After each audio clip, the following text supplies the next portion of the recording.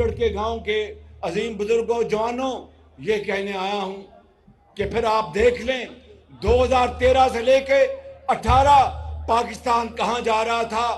2018 کے بعد آج 2023 اکتوبر میں ہے, مہنگائی عروج پر ہے پاکستان.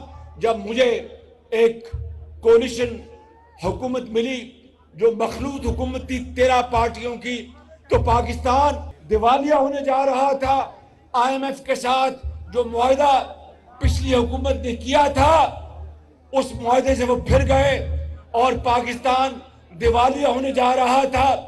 دیوالیہ اگر پاکستان خدا نہ خواستہ ہو جاتا بلڑ گاؤں کے بزرگوں اور بھائیوں تو کیا ہوتا, میں آپ کو مختصر بتانا چاہتا ہوں. اگر پاکستان دیوالیہ ہو جاتا تو پھر دوائیاں نہ ملتی, لائنیں لگی ہوتی سری لنکا کی طرح آٹے کے لیے, چینی کے لیے. بینک اور دفاتر اور فیکٹریاں بند ہو جاتی اور بینکوں میں لوگ وہاں پر رش ہوتا اپنے پیسے نکلوانے میں. پاکستان کی معیشت تباہ ہو جاتی.